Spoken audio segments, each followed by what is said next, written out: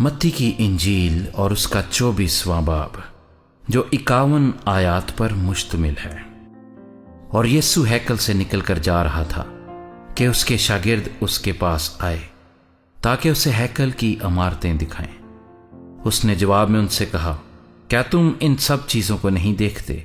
मैं तुमसे सच कहता हूं कि यहां किसी पत्थर पर पत्थर बाकी ना रहेगा जो गिराया ना जाएगा। और जब वो जैतून के पहाड़ पर बैठा था, उसके शागिर्दों ने अलग उसके पास आकर कहा, हमको बता कि ये बातें कब होंगी और तेरे आने और दुनिया के आखिर होने का निशान क्या होगा। यीशु ने जवाब में उनसे कहा कि खबरदार कोई तुमको गुमराह ना कर दे, क्योंकि बहुतेरे मेरे नाम से आएंगे और कहेंगे मैं मसीह हूं, और बहुत से लोगों को गुमराह करेंगे। और तुम लड़ाइयां और लड़ाइयों की अफवाह सुनोगे। खबरदार घबरा ना जाना, क्योंकि इन बातों का वाक़या होना जरूर है, लेकिन उस वक्त खात्मा ना होगा। क्योंकि कौम पर कौम और सल्तनत पर सल्तनत चढ़ाई करेगी, और जगह जगह काल पड़ेंगे और भौचाल आएंगे, लेकिन ये सब बातें मुसीबतों का शुरू ही होंगी। उस वक्त लोग तुमको इज़ा देने के लिए पकड़वाएंगे और तुमको कत्ल करेंगे, और मेरे नाम की खातिर सब कौमें तुमसे अदावत रखेंगी। और उस वक्त बहुतेरे ठोकर खाएंगे और एक दूसरे को पकड़वाएंगे और एक दूसरे से अदावत रखेंगे। और बहुत से झूठे नबी उठ खड़े होंगे और बहुतेरों को गुमराह करेंगे। और बेदीनी के बढ़ जाने से बहुतेरों की मोहब्बत ठंडी पड़ जाएगी, मगर जो आखिर तक बर्दाश्त करेगा वो नजात पाएगा। और बादशाही की इस खुशखबरी की मुनादी तमाम दुनिया में होगी, ताकि सब कौमों के लिए गवाही हो, तब खात्मा होगा। बस जब तुम उस उजाड़ने वाली मकरूह चीज को, जिसका जिक्र दानियेल नबी की मार्फत हुआ, मुकद्दस मकाम में खड़ा हुआ देखो, पढ़ने वाला समझ ले, तो जो यहूदिया में हो वो पहाड़ों पर भाग जाएं, जो कोठे पर हो वो अपने घर का असबाब लेने को नीचे ना उतरे, और जो खेत में हो वो अपना कपड़ा लेने को पीछे ना लौटे। मगर अफसोस उन पर जो उन दिनों में हामिला हों और जो दूध पिलाती हों। बस दुआ करो कि तुमको जाड़ों में या सबत के दिन भागना ना पड़े, क्योंकि उस वक्त ऐसी बड़ी मुसीबत होगी कि दुनिया के शुरू से ना अब तक हुई ना कभी होगी। और अगर वो दिन घटाए ना जाते तो कोई बशर ना बचता, मगर बरगुज़ीदों की खातिर वो दिन घटाए जाएंगे। उस वक्त अगर कोई तुमसे कहे कि देखो मसीह यहां है या वहां है, तो यकीन ना करना, क्योंकि झूठे मसीह और झूठे नबी उठ खड़े होंगे और ऐसे बड़े निशान और अजीब काम दिखाएंगे कि अगर मुमकिन हो तो बरगुज़ीदों को भी गुमराह कर लें। देखो मैंने पहले ही तुमसे कह दिया है।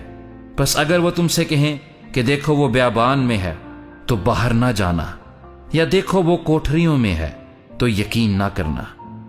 क्योंकि जैसे बिजली पूरब से कौंद कर पश्चिम तक दिखाई देती है, वैसे ही इब्ने आदम का आना होगा। जहां मुर्दार है वहां गिद्ध जमा हो जाएंगे। और फौरन उन दिनों की मुसीबत के बाद सूरज तारीक हो जाएगा और चांद अपनी रोशनी ना देगा, और सितारे आसमान से गिरेंगे और आसमानों की कुव्वतें हिलाई जाएंगी। और उस वक्त इब्ने आदम का निशान आसमान पर दिखाई देगा।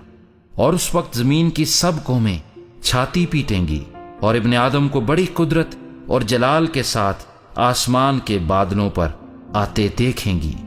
और वो नरसिंगे की बड़ी आवाज के साथ अपने फरिश्तों को भेजेगा, और वो उसके बरगुज़ीदों को चारों तरफ से आसमान के इस किनारे से उस किनारे तक जमा करेंगे। अब अंजीर के दरख्त से एक तमसील सीखो। जो ही उसकी डाली नरम होती और पत्ते निकलते हैं, तुम जान लेते हो कि गर्मी नजदीक है। इसी तरह जब तुम इन सब बातों को देखो तो जान लो कि वो नजदीक है, बल्कि दरवाजे पर है।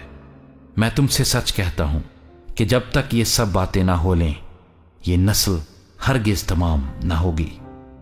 आसमान और जमीन टल जाएंगे, लेकिन मेरी बातें हरगिज ना टलेगी।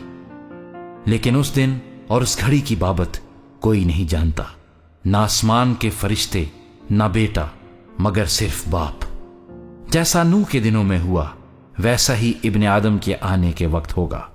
क्योंकि जिस तरह तूफान से पहले के दिनों में लोग खाते पीते और ब्याह शादी करते थे, उस दिन तक कि नूह कश्ती में दाखिल हुआ, और जब तक तूफान आकर उन सबको बहा ना ले गया, उनको खबर ना हुई, उसी तरह इब्ने आदम का आना होगा। उस वक्त दो आदमी खेत में होंगे, एक ले लिया जाएगा और दूसरा छोड़ दिया जाएगा। दो औरतें चक्की पीसती होंगी, एक ले ली जाएगी और दूसरी छोड़ दी जाएगी। बस जागते रहो, क्योंकि तुम नहीं जानते कि तुम्हारा खुदावन किस दिन आएगा। लेकिन ये जान रखो कि अगर घर के मालिक को मालूम होता कि चोर रात के कौन से पहर आएगा, तो जागता रहता और अपने घर में नकब ना लगाने देता। इसलिए तुम भी तैयार रहो, क्योंकि जिस घड़ी तुमको गुमान भी ना होगा, इब्ने आदम आ जाएगा। बस वो दयानतदार और अक्लमंद नौकर कौन सा है जिसे मालिक ने अपने नौकर चाकरों पर मुकर्रर किया ताकि वक्त पर उनको खाना दे। मुबारक है वो नौकर जिसे उसका मालिक आकर ऐसा ही करते पाए। मैं तुमसे सच कहता हूं कि वो उसे अपने सारे माल पर मुख्तार कर देगा। लेकिन अगर वो खराब नौकर अपने दिल में ये कहकर कि मेरे मालिक के आने में देर है, अपने हम खिदमतों को मारना शुरू करे और शराबियों के साथ खाए पिए, तो उस नौकर का मालिक ऐसे दिन के वो उसकी राह न देखता हो और ऐसी घड़ी के वो ना जानता हो आ मौजूद होगा, और खूब कोड़े लगाकर उसको रियाकारों में शामिल करेगा। वहां रोना और दांत पीसना होगा।